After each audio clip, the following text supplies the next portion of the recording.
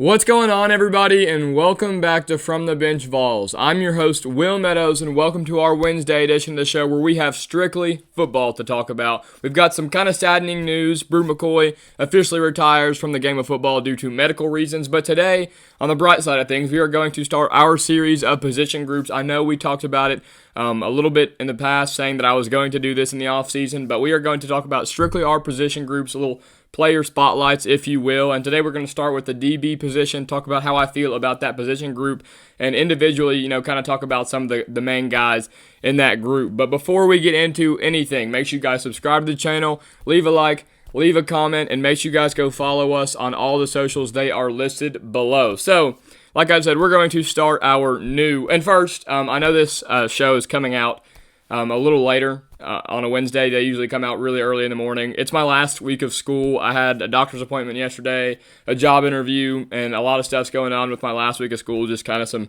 senior celebratory stuff. So I apologize for not getting this out in the morning, but I wanted to get it out later today. So I'm recording this after school instead of the day before. I hope you guys can understand. My last day of high school is Friday, so a lot going on. But, like I said, we're going to start our position group spotlights today. We are starting with the DB position. My favorite player on the team is in that DB group. You guys probably know who that is. It's Jermod McCoy. I talk about him a healthy amount on this show. Him and Mike Matthews are probably my two favorite players on the team, even last year, especially Jermod McCoy. Obviously, Mike Matthews didn't play near as much, but we're not here to talk about Mike Matthews. We're going to start with Jermod McCoy, and then we're going to go down with the players, and then I'm going to kind of talk about my overall thought in the position group as a whole. So Jermod McCoy, has a legitimate argument to be made about the best defensive back in America. Coming off of ACL surgery, you got to hope that he is back in time for the beginning of the year. I'm not going to lie, I'm not for sure if he will. I think he is probably, medically going to be back, but, it's a lot. There's a difference between being able to run and being able to be cleared to play football, but play high-caliber SEC football, that's a different animal. And playing on turf, because I'm pretty sure, I'm almost positive, first game is, for those who don't play football, turf and grass is a totally different feel, especially in my opinion. Not a big football player myself, but I played it my freshman year and my whole life before that. But Mercedes-Benz Stadium, which I'm pretty sure that's where the first game of the year is against Syracuse, the Chick-fil-A Bowl, is on turf. And in my opinion, turf does not give near as much as grass does. I don't like playing on turf near as much as I did grass, but that's besides the point. I'm talking about him being ready for the season in general, because, I mean, we have Georgia, the third game of the year. Would not surprise me one bit, if we get no Jermod McCoy the first game, let him play limited snaps the second game against a not-so-high opponent, and then have him hopefully ready for the Georgia game. But coming off that ACL injury, just got to hope that he starts the season off strong next year. Going into his junior year, previously transferred in from Oregon State, was a freshman All-American over there at Oregon State as a Beaver, and like I said, has a legitimate case to be made for one of the best DBs in America. We talked about it on our last episode, or I guess that may have been 2 episodes ago, about the NFL draft. Yeah, that was 2 episodes ago. But in a lot of way too early mock drafts, we all know that those things aren't totally accurate. But Jermod McCoy is the first DB off the board in most of those, if you count Caleb Downs as a safety. But Jermod McCoy, legitimately widely known as one of, if not the best defensive back in America, the star player in this position group, and really star player of the team, in my opinion. I feel like he's the best football player on the Tennessee team going into next year. And then defensive back, too, at least for last year. We've got some new faces, like a Colton Hood, who we'll talk about later, who could really fight for this spot. But at cornerback, too, we've got Ricky Gibson III, entered the portal earlier this year, wanted more money. I put a lot of money on it that's exactly why he entered. He played a lot here. It's not because of playing time, obviously. Never left. Ended up just showing right back up at spring practice. He entered before spring practice and then showed up at spring practice. So, never left, all the money thing. But Ricky Gibson is here, and he's here to stay. But got to hope to see a big jump in his play from last year to this coming year. Not that he was bad at all. Like I said, was defensive back 2 on a very, very good defense, one of the best in college football. But teams also went at him. That also is going to happen with Jermod McCoy on the other side, but also has to work on tackling. In my opinion, he was not the best tackler last year. He totaled 25 tackles last year, had a forced fumble, and 3 pass breakups. He will be going into his junior year just like Jermod McCoy, so definitely going to need to see some improvement with him, but it's going to help that, Jermod McCoy, he's probably taking DB1 snaps right now in practice. Not probably, definitely is with Jermod McCoy being out and not practicing with everybody else, but there's going to be some competition in this group this year. They're experienced this year, and we'll talk a little bit more about that later as well, but last year they weren't very experienced. All these guys have a lot of football under their belt. Even Colton Hood, who will be a sophomore next year, played a good amount of games and important games for Colorado last year, so it's going to be very interesting to see. And then cornerback 3, just kind of a guy who's a great depth piece in my opinion. Not the best, not the worst, doesn't really stick out as a bad football player, but doesn't really stick out as a good football player. I mean, he is a good football player, doesn't stick out as a great football player, is Jalen McMurray. He will be a senior this year. Previously transferred from Temple, just like I said, a solid depth piece. Just kind of does everything right. A good tackler, 6 foot tall, just a good piece to a good defense. Had 12 tackles last year, 4 pass breakups, was incredible in his time at Temple, and I think he's just going to continue to get better here as a Tennessee Volunteers has the most snaps under his belt by far. Him and Jermod McCoy both, so it's going to be interesting to see him, especially if Jermod McCoy is not there to start the year. He's going to have a lot of importance in this defense, maybe more than years prior. And this whole defensive back group as a whole, I'll say this, is going to have a lot more on them this year. They're more experienced. There's more expected out of them. But last year's defensive line was incredible. Or you could make a case that it was the best defensive line in football last year. And if you play football or even watch it, and common sense, your job as a defensive back is much easier when the defensive line is good. And I think this defensive line next year is going to be good? Yes, very, very good. A lot of depth. I think they're just going to reload. I don't think they're going to be as good as last year, but that just ups the priority of these DBs. So just wanted to kind of put that out there. And then Colton Hood, a sophomore, transfer from Colorado. He's a redshirt sophomore. Kind of broke out a little bit towards the end of the year for Colorado. A great athlete. Watch his film. I mean, the guy is just a great athlete. Kind of flies all over the field. Reminds me a lot of Boo Carter in a sense. More of a DB because they kind of throw Boo Carter out there. I mean, Boo Carter's next. I'll say that. But had a breakout game last year against Kansas State in Travis Hunter's absence. He totaled 20 solo tackles last year, 2 interceptions, and 6 pass breakups as a guy who wasn't playing a crazy amount. And, you hear those stats, and that's really good compared to, that's more interceptions, more pass breakups, and just a few less tackles than Ricky Gibson. He appeared in all games for Colorado last year, but really as a legitimate starter, only had just a few games under his belt. Played at Auburn his freshman year, went to Colorado, so he's one of Deion's guys, learned from the greatest defensive back of all time. And now he's going to come here, and I'm not going to go tell you, he's going to be a dog, just like Jermod McCoy, but I think he's going to be a great piece, just an energy guy. A lot like Boo Carter, who, again, we're going to talk about next, but, just a guy that brings a lot of energy, not afraid to shed blocks, go meet a block, be a very physical guy that's kind of smaller, only 5'11", just like Boo Carter's like 5'10" or 5'11", just a lot of similarities in the two's game, in my opinion. Then Boo Carter, arguably the best athlete on the team, will be playing both sides this year, just flies everywhere, man. Boo Carter, we've seen him. He brings the energy physically and mentally. Sometimes it's maybe a little too much.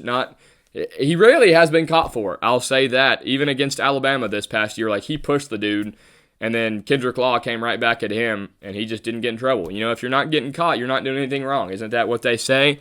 But Boo Carter, man, just flies everywhere. 28 solo tackles last year, only 1 pick, but if you watch Tennessee football, you see 23 in orange and white flying everywhere, and again, just was a true freshman playing a lot of football last year, and a year under his belt and another offseason under his belt, it is only going to help him. I think he's going to put the country on notice this year.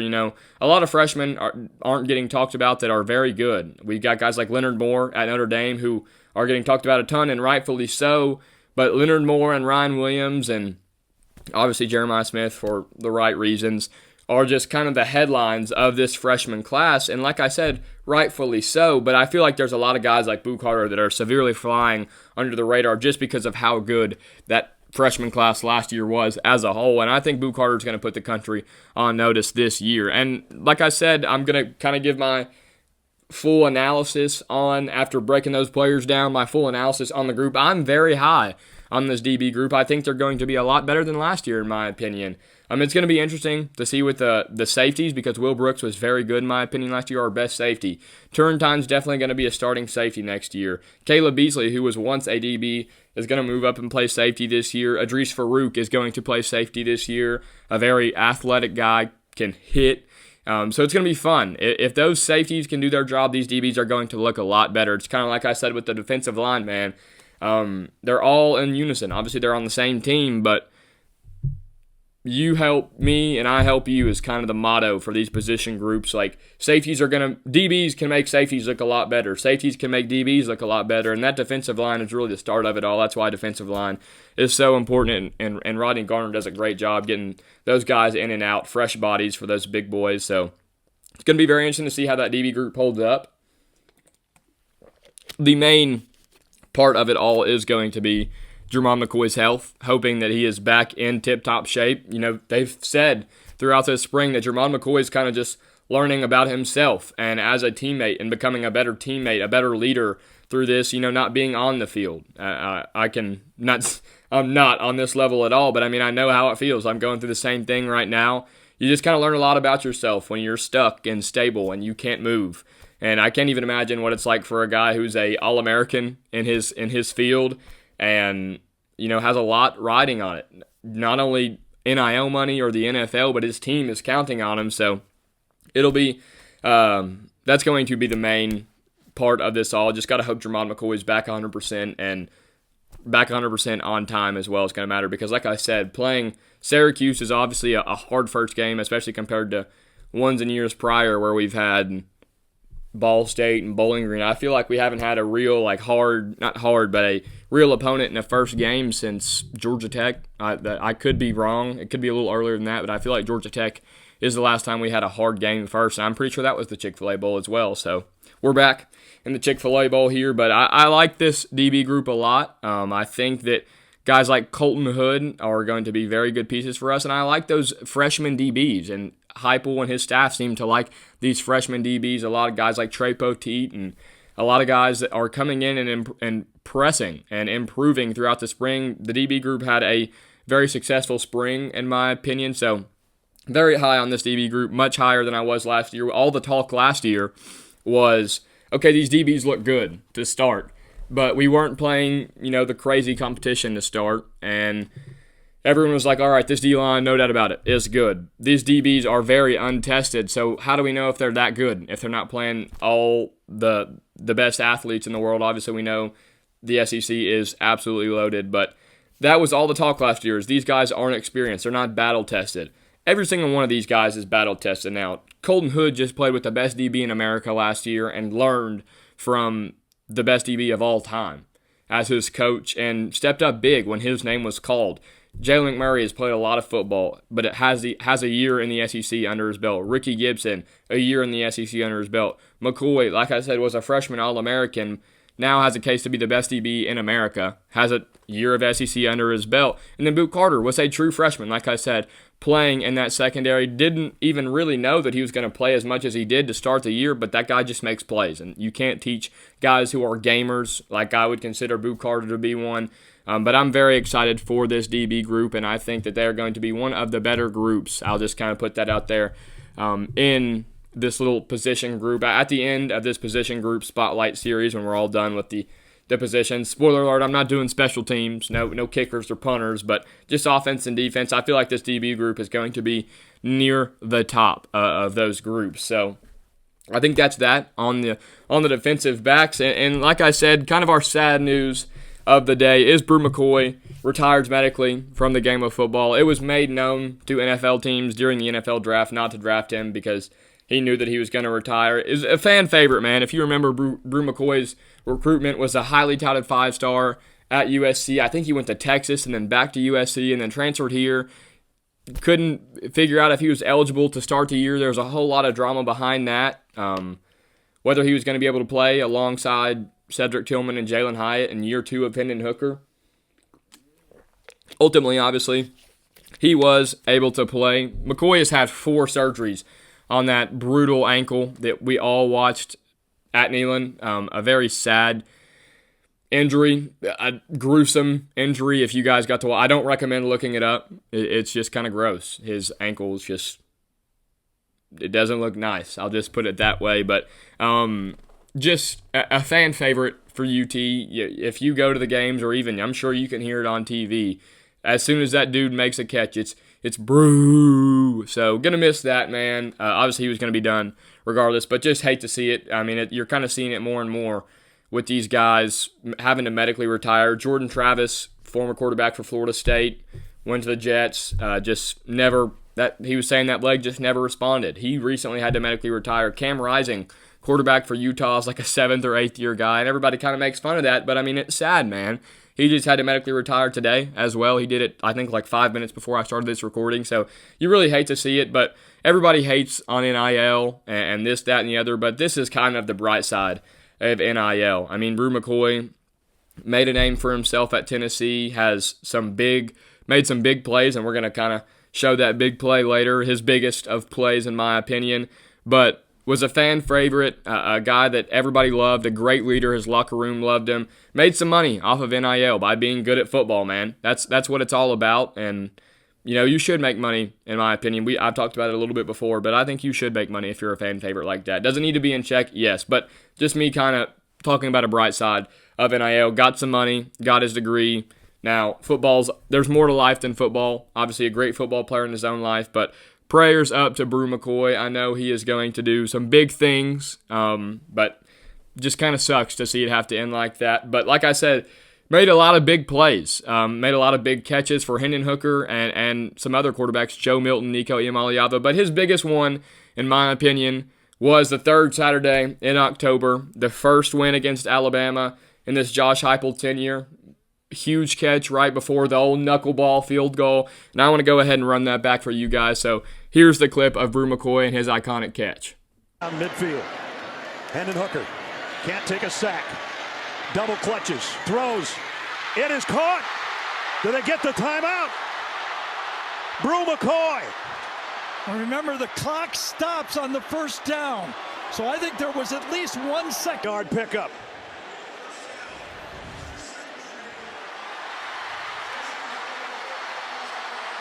Yes. Down, there's 2 seconds left. Absolutely. They're going to get it, and they also could call timeout and take their time and kick it.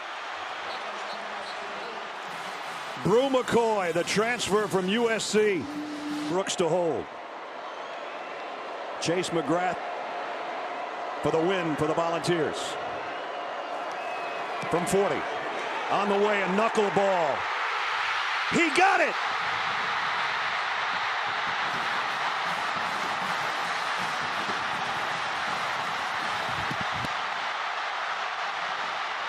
Just an electric moment. Like I said, man, you got to love Bru McCoy. All the Brus raining from the crowd.